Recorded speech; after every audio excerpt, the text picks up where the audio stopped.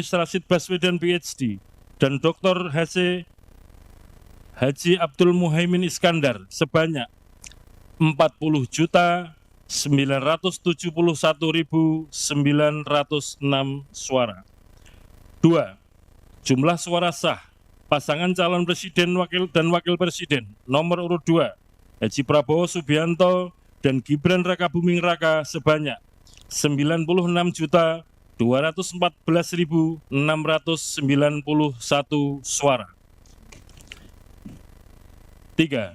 Jumlah suara sah pasangan calon presiden dan wakil presiden nomor urut 3 Haji Ganjar Pranowo SHMIP dan Profesor Dr. Haji Muhammad Mahfud MD sebanyak 27.040.878 suara. Ketua KPU Hasyim Asyari secara resmi mengumumkan hasil rekapitulasi perolehan suara Pilpres 2024 yang dimenangkan oleh pasangan nomor urut 2 Prabowo Subianto Gibran Rakabuming Raka. Namun yang cukup mengejutkan, Nasdem sebagai parpol pengusung tim Amin langsung memberikan respon cepat. Ketua Umum Nasdem Surya Paloh mengaku menerima hasil rekapitulasi dan menyampaikan selamat kepada Prabowo Gibran. Tentu hal ini berbeda dengan sikap tim hukum Amin yang Kamis kemarin resmi mengajukan gugatan sengketa dugaan kecurangan pemilu di MK. Partai Nasdem menyatakan menerima hasil pemilu tahun 2024 yang telah dilaksanakan pada tanggal 14 Februari 2024 yang lalu.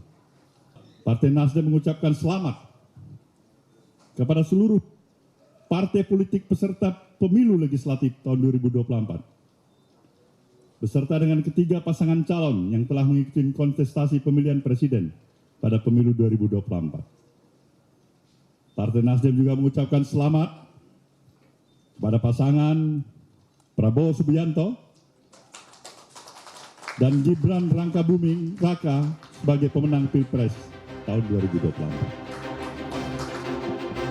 Sementara itu calon presiden terpilih Prabowo Subianto menegaskan akan menjadi presiden untuk seluruh rakyat Indonesia.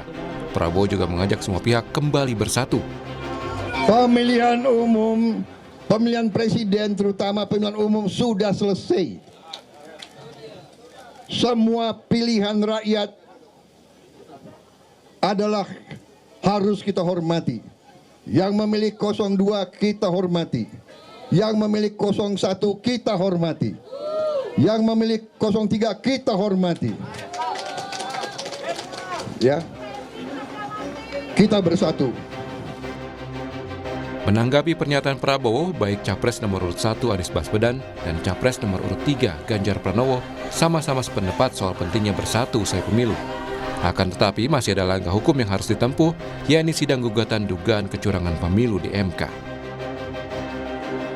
Kalau soal rangkul-rangkulan, kita ini berteman semuanya. Toh para kandidat ini anak-anak bangsa begitu ya. Kalau ibarat sebuah pertandingan itu ada saat mulai, ada saat akhir.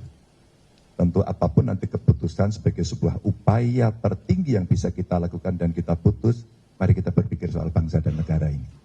Pada prinsipnya, kita menginginkan agar proses ini berjalan tuntas. Dari situ, baru kemudian nanti kita lihat. Tapi yang pasti, kami tegaskan bahwa agenda perubahan itu terus ingin kita bawa.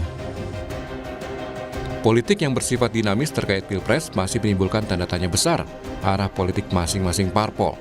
Kemana mereka akan berlabuh dan memilih jalan politiknya? Apakah kubu yang kalah akan bergabung ke koalisi pemerintah atau justru sebaliknya menjadi oposisi? Tim Liputan, Kompas TV.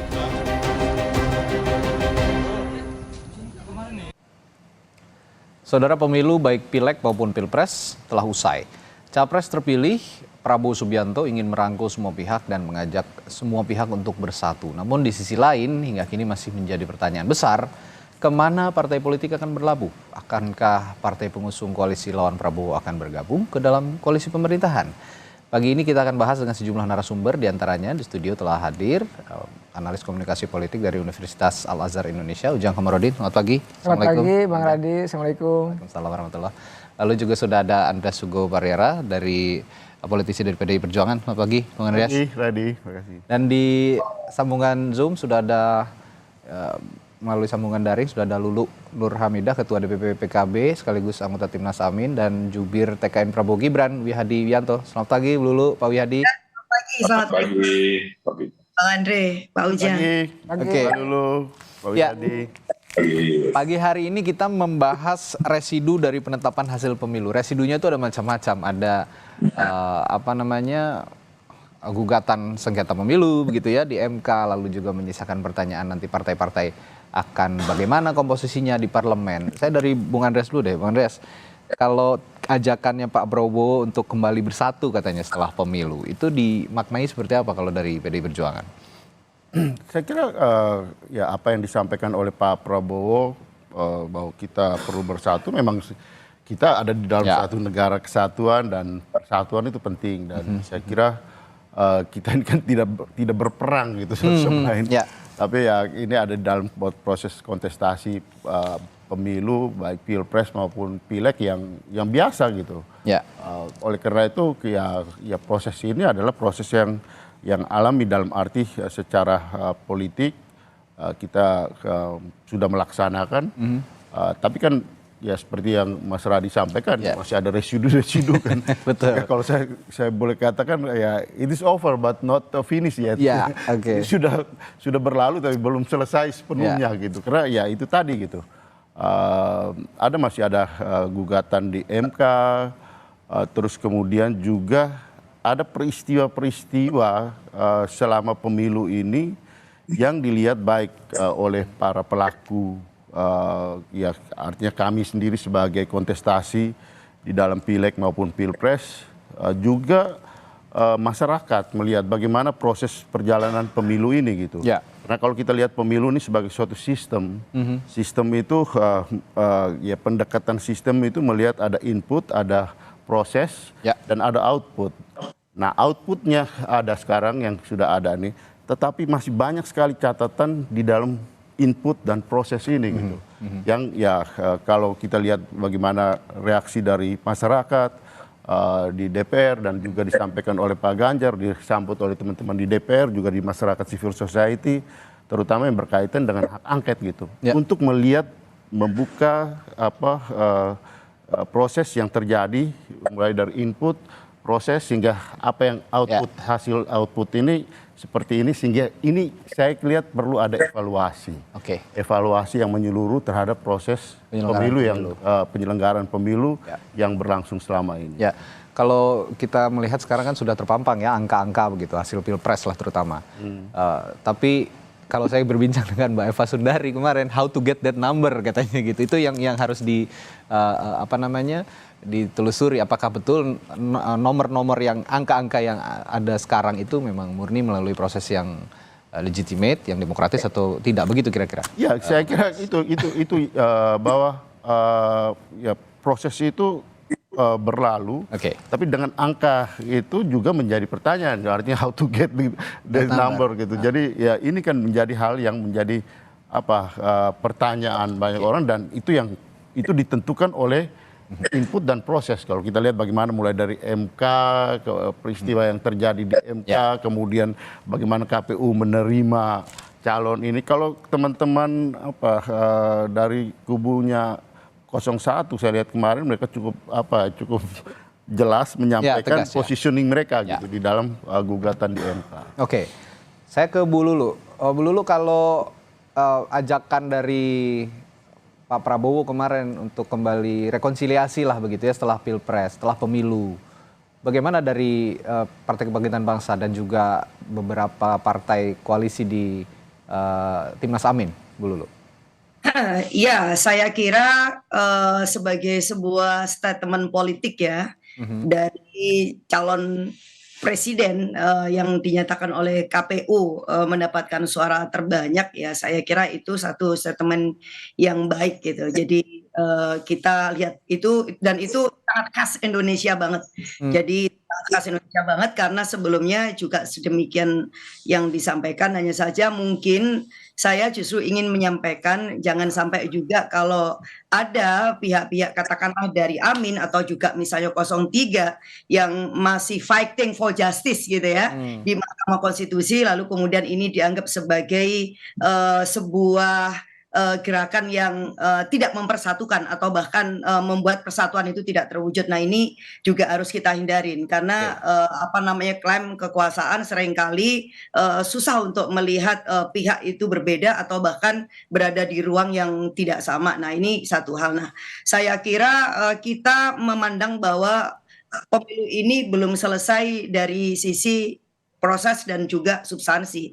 Secara prosedural saja masih banyak catatan dan apalagi kemudian secara substantif. Nah, sementara kita ini kan mengejar dua hal ya, bahwa dalam demokrasi ini secara prosedural harus baik dan secara substantif juga harus baik gitu. Nah, ruang pengujian itu ada di Mahkamah Konstitusi. Nah, saya kira kita menunggu sampai proses ini selesai di Mahkamah Konstitusi dan kemudian keadilan akan kita lihat apakah bisa diwujudkan oleh para hakim konstitusi yang mulia itu. Nah, baru kita akan menyatakan sikap.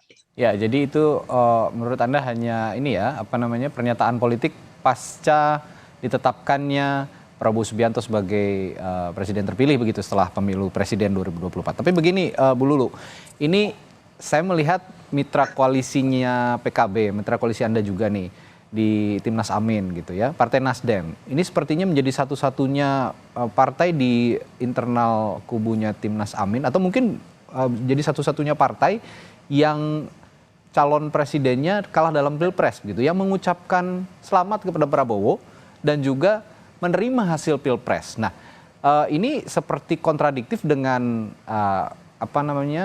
Timnas Amin yang kemarin mengajukan gugatan ke Mahkamah Konstitusi. Bagaimana merespons ini, Bu? Ya, yang bisa menjawab itu ya saya kira Nasdem ya, dan kami itu terutama PKB misalnya termasuk juga Amin tidak terlalu terpengaruh dengan sikap itu. Karena apa? Karena yang sedang kita kerjakan juga bagian dari hak konstitusional dan ini sudah kita sampaikan jauh hari. Ada begitu banyak catatan-catatan dan koreksi memang harus kita lakukan, dan seperti yang disampaikan oleh Mas Anies dan juga Gus Muhaimin bahwa jalan yang kita tempuh untuk mencari keadilan di MK hari ini justru dalam rangka untuk membuat koreksi dan juga perbaikan bagi sistem demokrasi dan seluruh penyelenggaraan pemilu kita yang akan datang. Dan saya kira Amin ya sebagai sebuah koalisi gitu kan tidak bubar, tidak ada statement dari masing-masing untuk membubarkan Amin. Ya. Jadi PKB nggak mau buru-buru kasih selamat dulu lah ya, kira-kira gitu ya. Ya, kalau ini bukan soal buru-buru kasih selamat Mas. Dan makanya bilang untuk mengucapkan selamat itu hal yang paling mudah, tetapi ini harus jejak lurus dulu deh, ya kan? Jejak luruskan dulu dan kemudian kita hargain proses itu karena ada puluhan juta orang yang mempercayakan suaranya kepada kami dan ini yang kemudian harus kita jaga. Kita buktikan Indonesia masih memberikan ruang konstitusional itu untuk mendapatkan keadilan. Oke, padahal yang dipanggil menterinya sama Pak Jokowi, menterinya Bu Lulu nih, menterinya PKB, tapi yang ngasih selamat dari Partai Nasdem gitu ya. Ini mengejutkan juga kira-kira. Nanti kalau menterinya ya itu sah-sah saja. Oke, saya ke Pak Wihadi. Pak Wihadi, sejauh ini komunikasi politik yang dibangun setelah Pilpres begitu ya, apakah ada juga upaya untuk ya seperti yang Pak Prabowo bilang begitu, untuk kembali merangkul semua elemen termasuk partai-partai koalisi pengusung lawan politik di Pilpres, Pak Wihadi? Saat ini kita memang sedang berkonsentrasi apa yang diperjuangkan oleh kubunya Bang Andreas maupun Mbak Lulu di MK, karena ini memang adalah merupakan satu rangkaian daripada sistem pemilu kita yang memang ada gugatan di MK adalah sesuatu hal yang memang ada dalam undang-undang pemilu. Dan kalau kita bicara mengenai masalah bagaimana pidato Pak Prabowo untuk mengajak seluruh elemen bangsa, ini adalah merupakan suatu pidato kebangsaan di mana kita sudah bersaing dalam pemilu, kita sudah melakukan berbagai macam kegiatan dalam melakukan bagaimana rakyat untuk memilih. Dan pada saat ini adalah rakyat sudah memilih dan sudah ada suatu pemenang daripada pemilihan itu, maka tidak menimbulkan polarisasi, maka Pak Prabowo mengajak kepada seluruh masyarakat, seluruh rakyat yang sudah memilih yang dulu pilihannya berbeda untuk sekarang bersama-sama membangun negara ini. Jadi ini adalah ajakan kepada seluruh semua elemen bangsa untuk membangun negara ini. Jadi bagaimanapun juga bahwa partai pendukung yang saat ini memang sedang berjuang di MK dan bagaimana kita sama-sama kita akan mempersiapkan materi-materi di MK. Jadi ini adalah merupakan suatu rangkaian dalam undang-undang pemilu yang memang ada ruang gugatan di MK. Jadi saya kira ini adalah merupakan satu hal yang memang disampaikan oleh Pak Prabowo untuk mengajak semua jangan sampai rakyat ini terpecah belah dengan setelah ada pemilihan ini, maka kita melihat bahwa ayo kita semua sama-sama bersatu untuk negeri ini, untuk membangun negara ini, dan kita sudah mengakhiri apa yang pemilihan ini. Tetapi rangkaian ini masih berjalan, ya masih berjalan dan kita masih mempersiapkan itu. Oke, Pak Wihadi, ini saya baru saja mendapat informasi, kabarnya hari ini atau siang ini Pak Prabowo akan bertemu dengan Ketua Umum Partai Nasdem Surya Paloh, apakah betul? Ya, itu memang salah satu hal yang memang kita belum berinfo, tetapi kemungkinan bisa terjadi karena bagaimanapun juga memang Partai Nasdem kita mengapresiasi Partai Nasdem yang sudah mengucapkan selamat dan menerima hasil Pilpres. Artinya dengan kedewasaan Partai Nasdem kita melihat bahwa memang sesuatu kompetisi itu sudah berakhir, maka kita juga akan melihat bahwa hasil yang ada ini sudah merupakan hasil yang diingini oleh semua. Pak Wihadi, kalau memang nanti ada tambahan partai lain begitu ya, seumpama nanti setelah rangkaian gugatan di MK ini setelah selesai, ada juga partai politik lain yang merapat selain partai-partai yang sudah ada di Koalisi Indonesia Maju. Apa nggak khawatir koalisinya makin gemoy? Kalau kata anak sekarang kan gemuk itu gemoy katanya gitu. Apa nggak takut koalisinya makin gemoy dan bagi-baginya makin banyak dong nanti? Jadi kalau kita melihat saat ini kabinet Pak Jokowi sendiri ini pun kan juga hanya menyisakan beberapa partai yang memang di luar pemerintahan. Jadi ini sudah sesuatu hal yang bagaimana dengan adanya hal seperti ini kita juga melihat bagaimana pembangunan bisa berjalan dengan lancar dan segala sesuatu yang negara ini juga akan lebih berkonsentrasi untuk kemakmuran rakyat kita semua. Jadi itu adalah saya kira kabinet ataupun apapun yang menjadi suatu kinerja nantinya itu adalah merupakan kebersamaan yang kita sama-sama. Karena Indonesia ini berbeda. Kalau kita bisa bersama-sama maka kita akan bersama-sama. Dan ini adalah suatu hal pemikiran negarawan yang kita lihat juga bahwa setelah konstelasi maka kita semuanya adalah bangsa Indonesia, kita rakyat Indonesia yang kita harus membangun Indonesia ini. Oke, Kang Ujang, kalau melihat fenomena politik yang terjadi akhir-akhir ini dikaitkan dalam konteks rekonsiliasi yang diutarakan oleh Prabowo Subianto dalam pidato kemenangannya kemarin, dan kaitannya juga dengan beberapa peristiwa politik yang terjadi akhir-akhir ini, termasuk nanti siang akan bertemu katanya Pak Prabowo dan Partai Nasdem. Gimana nih Anda melihat ini? Ya, saya melihat begini, dalam teori kan begini, dalam menghadapi kontestasi kan ada dua hal. Pertama, bisa terjadi konflik. Lalu bisa terjadi konsensus. Karena konsensus ini rekonsiliasi gitu kan. Maka ketika konflik itu tidak terjadi, ya maka bagus. Yang terjadi adalah rekonsiliasi itu.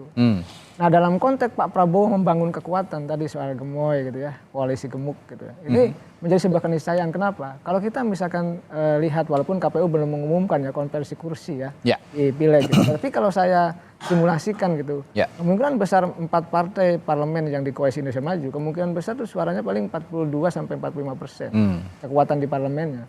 Maka sebuah keniscayaan, sebuah kebutuhan untuk mengambil partai-partai yang di luar KIM itu, artinya pihak-pihak yang kalah di pemilu, ya seperti Nasdem tadi. Jadi kalau Pak Prabowo akan bertemu dengan Pak Surya Paloh, itu sebuah keniscayaan karena memang Pak Prabowo membutuhkan partai-partai untuk membangun koalisi gemoy tadi, koalisi gemuk tadi, koalisi besar gitu. Oleh karena itu, kalau nanti misalkan komposisinya kekuatan di KIM-nya itu lebih kecil pemerintahannya dibandingkan dengan oposisi kan berbahaya. Maka kebijakannya termasuk janji-janji kampanye tidak akan terrealisasi di parlemen. Nah, saya selalu mengatakan Bang Radi bahwa kita ini membutuhkan pemerintahan yang kuat. Artinya Prabowo Gibran ini harus kuat pemerintahannya. Nah, kekuatan pemerintahan yang kuat ditopang oleh koalisi yang besar. Ya walaupun katakanlah koalisi besar itu bisa 60% gitu, tidak harus 80% gitu. Nah, di saat yang sama kita juga membutuhkan kekuatan oposisi yang kuat dan tangguh. Karena kita begini, di Indonesia ini tidak sanggup atau tidak banyak partai politik yang mengambil sikap oposisi yang berani. Kenapa? Karena susah, menderita, dikerjain. PDIP sudah berpengalaman 10 tahun jadi oposisi. Kasusnya dicari-cari gitu kan. Nah ini menjadi persoalan. Tapi kita selalu mengingatkan bahwa ada check and balances penting. Karena kalau nanti parlemennya dikuasai terlalu dominan oleh kekuatan koalisi gemuk itu juga menjadi persoalan. Jadi kita seimbang saja, ada check and balances itu sehingga demokrasi itu berjalan sesuai dengan koridornya ke depan. Ya, kalau dikatakan Kang Ujang tadi kalau menjadi oposisi itu kan ya menderita gitu ya, bleeding lah kasarnya. Bleeding selama bertahun-tahun. Dan PDIP juga mengalami hal itu saya rasa 2 periode ya. Tapi mendapatkan insentifnya setelah itu menjadi partai penguasa selama kurun waktu 10 tahun. Nah kira-kira langkah oposisi, koalisi yang ada di negara kita. Memang negara kita tidak menganut sistem parlementer tapi presidensial. Komposisi oposisi koalisi ini sejauh mana buat bisa tadi mengakomodasi janji-janji politik yang ada di kampanye pada saat Pilpres kemarin? Ya kan gini, kalau secara teoritik ya, Bang Andres paham betul ya, Bang Wihadi, Ibu Lulu juga bahwa kita negara dengan sistem presidensial, tidak mengenal istilah oposisi. Betul. Tapi dalam konteks, lihat saja Amerika sama Amerika. Amerika juga dia presidensial, tapi dia tidak mengenal oposisi, tapi ada oposisi juga. Betul. Kalau Demokrat menang, Republiknya oposisi, belak-balik lah gitu ya. Nah di kita juga kira-kira mirip begitulah. Tapi kita terlalu banyak partainya. Nah, oleh karena itu kita melihat bahwa bagaimana formatnya. Kalau saya melihat begini, oposisi di kita itu kan semuanya berbasis kepada kepentingan, termasuk koalisi juga. Jadi basisnya kepentingan. Apakah memang nanti yang gabung pemerintah itu kepentingannya apa? Apakah power sharingnya, kursi menterinya, ya kan kue jabatannya dan lain sebagainya. Nah beroposisi juga sama. Hitung-hitungannya harus matang. Apakah memang nanti menderita? Apakah dapat insentif elektoral tadi pada 10 tahun? Tapi kita bahas misal Demokrat. Dan Demokrat nggak kuat ya di tengah jalan ya kan masuk pemerintahan. Jadi macam-macam pola dalam konteks koalisi dan rekonsiliasi nanti. Tapi apapun itu menurut saya ini harus bersatu sama-sama bahwa presidennya sudah ditetapkan, wakilnya juga sudah. Artinya kita punya peluang bangsa ini maju. Oleh karena itu ya bersatu menjadi sebuah keniscayaan. Tetapi memang tadi saya sepakat dengan Mbak Lulu juga bahwa ya hak tadi ya konstitusional untuk menggugat di MK itu harus tetap jalan. Itu kanal demokrasi yang diberikan oleh Undang-Undang Nomor 7 2017 Undang-Undang Pemilu bahwa mengucapkan selamat ya sebuah keniscayaan juga, kedewasaan berpolitik karena sekencang apapun perbedaannya, sekuat apapun gitu ya kubu-kubuannya, tetapi ya ketika sudah diputuskan menang ya saling menghormati satu sama lain. Nah dalam konteks itu saya melihat bahwa kita sudah mulai dewasa, masyarakat juga sudah dewasa, lihat tidak ada ribut, tidak ada kawat berduri, tidak ada panser, artinya kita bangga bahwa hari ini adalah pemilu yang tertib, tetapi di saat yang sama ada koreksi besar, ada evaluasi panjang bahwa perjalanan ini kan banyak tadi dugaan kecurangan yang memang harus dibuktikan. Dan pembuktiannya salah satunya jalan konstitusionalnya ada di Mahkamah Konstitusi. Jalan konstitusional ada di Mahkamah Konstitusi. Ini kanal tersendiri untuk menggugat hasil pemilu. Tapi ada kanal lain, kanal politik di hak angket. Bang Andreas, di PDI Perjuangan sendiri di DPR, kemarin saya juga menyimak pernyataannya Bang Adian Apitupulu. Katanya belum ada instruksi dari Ibu Mega. Apakah betul begitu? Untuk proses politik untuk mengetahui adanya dugaan kecurangan pemilu di DPR ini? Ya, kita tahu bahwa hak angket itu hak politik yang ada di anggota-anggota DPR tentu melalui fraksi-fraksinya gitu untuk mengkoordinasi itu sehingga ini menyangkut proses gitu. Ada proses kalau substansi materi daripada hak angket ini itu sudah dipersiapkan dengan baik gitu. Tinggal ada ya masukan-masukan tambahan baik dari anggota DPR yang karena sekarang kan kalau kemarin itu kan banyak anggota DPR yang masih di dapilnya masing-masing kan sekarang sudah pada kembali sehingga masukan-masukan dari teman-teman ini juga diminta juga dari para ahli sehingga secara materi sebenarnya sudah siap untuk itu. Tinggal prosesnya, prosedurnya. Nah, saya kira ya tahapan-tahapan ini tetap perlu dalam arti untuk melihat secara keseluruhan. Karena kalau kita lihat di MK itu lebih pada melihat pada outputnya gitu. Dalam arti PHPU itu kan perselisihan hasil pemilihan umum gitu. Menyangkut pada output daripada pemilu ini. Tapi kalau di hak angket kan kita bisa melihat secara keseluruhan dari sistemnya gitu. Karena pemilu itu kan suatu sistem. Sistem yang mulai dari proses sebelum pemilu itu berlangsung, yaitu ketika pengajuan pengusulan calon, kemudian ketika pendaftaran, kemudian mulai proses pemilu itu. Nah, disitulah kita lihat bagaimana apa yang dilihat oleh masyarakat, apa yang kami mendengar masukan-masukan dari masyarakat, dari para pelaku sendiri, banyak pelanggaran-pelanggaran yang dilakukan, yang hanya mungkin itu dilakukan, dibuka atau melalui proses penyelidikan di hak angket gitu, untuk bisa mengungkap hal-hal tersebut gitu. Yang mungkin kalau tidak di MK tidak bisa, karena dengan jarak waktu yang agak singkat. Dan kita tahulah bagaimana proses yang konteks hukum memang terkadang agak sulit untuk mengungkap proses politik juga. Ini kan ada proses politik dan proses hukum. Ya, betul. Di situ hanya mungkin melalui hak angket. Dengan hak angket itu kan lebih terbuka karena menyangkut penyelenggara negara. Pelanggaran hukum yang dilakukan oleh penyelenggara negara yang berkaitan dengan pemilu itu, sistem pemilu ini gitu. Dan di situ tentu ya seperti yang juga disampaikan di dalam beberapa diskusi yang lalu dengan KPU, ya mereka juga mengatakan bahwa ya kami melaksanakan ini berdasarkan undang-undang pemilu tentu, dan itu kita semua ini menjalankan sebagai pelaku juga kita menjalankan berdasarkan undang-undang pemilu, sehingga disitulah saya kira poin daripada pentingnya hak angket itu. Nah, selain hak angket, saya juga akan bertanya ini, Bung Andreas. Tadi disinggung Kang Ujang, kalau menjadi oposisi itu tidak mudah gitu ya. PDIP pernah menjalankan peran itu dan luar biasa berhasil menurut saya. 10 tahun menjadi partai oposisi dan akhirnya menuai hasilnya di pemerintahan selanjutnya. Tapi begini, kalau di pemerintahan saat ini oposisi itu diambil jadi langkah politik PDI Perjuangan selama 5 tahun ke depan, dan mungkin saya tidak mau berandai-andai, tapi kelihatannya sih ada pembicaraan yang intensif antara Partai Nasdem dan Gerindra untuk merangkul. Nah, ini komposisi partai politik di parlemen juga sepertinya tidak akan lagi seimbang untuk menyeimbangi partai pengusung pemerintah. Apakah siap lagi untuk bleeding? Tapi jangan dijawab dulu ya, Bung Andreas ya. Saya akan tanyakan itu nanti setelah jeda di Sapa Indonesia Pagi. Tetaplah bersama kami.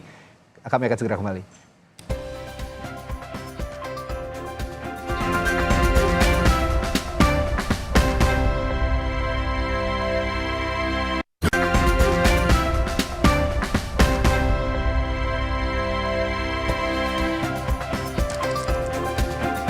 Masih membahas residu dari penetapan hasil pemilu, ada yang ingin gabung, ada yang ingin tetap oposisi begitu ya, ada yang ingin melangkah lewat gugatan hukum di MK, ada juga yang mengusulkan hak angket, macam-macam residunya. Nah, tapi saya akan tadi sebelum jeda tanya ke Bung Andreas. Bung Andreas, PDI Perjuangan ini kan pernah berada dalam situasi oposisi selama 10 tahun begitu, dan setelah itu 10 tahun kemudian juga jadi partai pendukung. Jadi pernah di dalam, pernah di luar. Nah, kalau sekarang, tadi kata Kang Ujang, kalau jadi oposisi itu susah katanya, bleeding gitu ya, blangsak kalau kata orang Sunda gitu. Kalau sekarang situasinya kembali seperti itu, sudah siap? Apa ada strategi khusus untuk mengarungi situasi politik oposisi? Ya, PDI Perjuangan itu pernah di luar, pernah di pemerintahan, pernah diobok-obok juga kalau kita lihat lebih jauh ke belakang, tertarik ke belakang ya, apalagi di zaman Orde Baru. Iya, kan. Diobok-obok ya istilahnya. Diobok-obok habis-habisan itu. Ya kemarin pun masih diobok-obok juga. Dulu kemarin diobok-obok aja, karena memang ya ini partai ya lumayan kokoh gitu, bukan lumayan lagi gitu. Kokoh dan tegak di tengah situasi yang diobok-obok gitu. Gitu kan. Kalau kita lihat pernyataan yang disampaikan oleh Mas Andi dengan dialog dalam pembicaraan dengan Pak Jokowi kan, ya ini kan menjadi salah satu target juga kan. Betul. Untuk downgrade gitu kan. Tapi kan tetap ya PDI Perjuangan keluar sebagai pemenang di dalam pemilu ini gitu.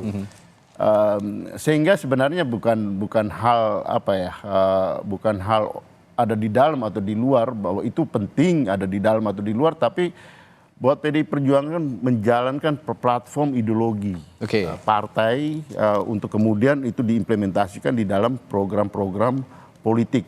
Saya kira itu yang penting gitu. Dan ya koalisi atau oposisi di dalam sistem parlementer itu di negara-negara yang demokratis itu dimulai dari pembicaraan platform politik dulu gitu. Dan saya kira di situ sebenarnya makna daripada ada di dalam atau di luar pemerintahan. Ya di kita memang ya lebih karena gimana saya dapat berapa kursi, saya dapat berapa tempat di kabinet dulu gitu kan. Soal ada di dalam atau di luar kan ikut-ikutan. Ya tapi saya kira kita perlu belajar juga gitu bahwa ketika berada di dalam kita serius untuk melaksanakan platform-platform politik yang menjadi kesepakatan kita bersama gitu. Nah di sini memang beda dengan karena sistem presidensial yang kita punya sekarang ini menghendaki bahwa ya presiden ketika dia sebagai diputuskan sebagai pemenang dan kemudian menjalankan roda pemerintahan, apa yang dilakukan adalah visi misi presiden itulah yang kemudian menjadi langkah-langkah yang harus dilaksanakan di dalam 5 tahun pemerintahannya gitu, dengan mengacu pada RPJMN paling tidak dalam ini undang-undang sekarang yang berlaku. Oleh karena itu ya siapa yang terlibat di dalam itu ya tentu harus mengikuti visi misi daripada presiden tersebut gitu. Jadi disinilah saya kira soal ada di dalam atau ada di luar koalisi atau oposisi ini agak kabur kadang-kadang karena ya lebih hanya karena yang penting dapat berapa kursi gitu ya. Ya pragmatis jadinya kalau kita berpikir kalau kita mau pakai bahasa yang lebih vulgar ya pragmatisme yang lebih dominan di situ. Tapi yang sejauh ini PDI Perjuangan melalui Ibu Ketua Umumnya Bu Megawati Soekarno Putri juga termasuk saat ini masih ya boleh dikatakan berdiam diri karena masih mencermati begitu ya kira-kira Bung Andreas? Ya yang saya katakan tadi it is over but not finished yet. Artinya ini sudah berlalu tetapi belum selesai proses ini gitu. Karena itu tadi juga Mas Radi sampaikan masih ada residu persoalan yang berkaitan dengan pelaksanaan sistem pemilu ini secara keseluruhan. Dudukan dulu permasalahan pemilu ini, baru nanti ada langkah politik selanjutnya kalau dari PDIP seperti itu kurang lebih. Bu Lulu, dari Partai Kebangkitan Bangsa, saya melihat kan secara tradisi ya PKB itu jarang sekali berada di luar pemerintahan gitu. Beberapa kali juga dalam beberapa periode presiden selalu merapat ke dalam epicentrum kekuasaan, epicentrum pemerintahan begitu. Nah, saya ingin tanyakan seperti ini. Apa sih yang biasanya, kultur apa yang biasanya dilakukan oleh Partai Kebangkitan Bangsa ketika ingin memutuskan, oke, saya akan masuk ke dalam lingkaran pemerintahan, saya akan oposisi. Biasanya apa yang menjadi pertimbangan untuk memutuskan itu, Bu Lulu? Ya, terima kasih Mas. Di PKB itu karena memang kita tumbuh ya dari tradisi Nahdlatul Ulama. Kita sangat familiar dengan kaidah usul fikih yang menyatakan bahwa darul mafasid muqaddamun ala jalbil masoleh. Nah, ini seperti gini, mencegah kemaldorotan yang sangat besar maka diutamakan daripada mengejar sekedar kebaikan yang belum tentu itu manfaatnya jauh lebih besar. Nah, saya masih kembali kepada konteks upaya untuk menegakkan prinsip-prinsip demokrasi. Ini sebagai salah satu ikhtiar kita untuk mencegah yang mafasid itu, jadi kemafsadatan, keburukan. Kalau tidak kita lakukan, maka ini pasti akan terjadi perulangan di kemudian hari. Apalagi kemudian di depan kita ini udah ada 271 lebih kurang ya pilkada yang ada di depan mata, dan kita tidak ingin bahwa apa yang kita sangkakan nih, penggunaan kekuasaan yang abusif, kemudian juga penggunaan instrumen negara dan juga sumber daya negara yang disalahgunakan untuk pemenangan calon-calon tertentu. Nah, saya kira kita justru mencegah kerusakan yang lebih masif ini, maka ini kita lakukan. Nah, soal kemudian bagaimana akhir dari perjalanan ini, apakah kemudian ada satu titik titik di mana PKB akan menerima kemudian menjadi bergabung dengan pemerintahan yang akan baru, ya kita tidak tahu karena apa? Karena pemerintahan yang baru juga belum terbentuk. Sampai hari ini ya PKB tetap menjadi bagian dari pemerintahan Pak Jokowi dan kita juga tidak meninggalkan. Nah, ini menurut saya satu value yang harus terus-menerus kita sampaikan kepada publik. Jadi bukan semata-mata apakah kita ini menerima kekalahan atau tidak, bukan sekedar itu gitu. Karena memang ya demokrasi ini sesuatu yang sangat mahal, maka harus diperjuangkan dan ini harus kita jaga bersama-sama. Nah, soal kemudian kita harus masuk atau tidak itu kan perkara yang tidak sulit sebenarnya ya, dan pasti untuk kepentingan terbaik Indonesia maka kita bisa mengambil pilihan tetap akan berada di dalam satu koalisi pemerintahan atau misalnya kita meng-exercise diri kita untuk mengambil pilihan di luar pemerintahan koalisi karena ini juga dibutuhkan oleh demokrasi. Nah, pasti kita akan tidak jauh-jauh dari cara pandang kita yang memang tumbuh besar dari kalangan Nahdliyin. Pasti kemudian kita juga akan bertanya kepada para kiai, kita menggunakan juga model-model misalnya Khalaqoh, kita juga akan tadi pendekatan usul fikih pasti juga akan kita pakai. Tetapi yang hari ini sedang kita perjuangkan justru karena keyakinan atas value dan tradisi kita bahwa kita nggak bisa membiarkan nih gitu loh. Dan pasti akan menjadi ganjalan juga untuk pemerintahan yang baru siapapun dan termasuk siapapun pihak-pihak yang kemudian akan ditarik di dalam koalisi kalau ini tidak kemudian kita bersihkan.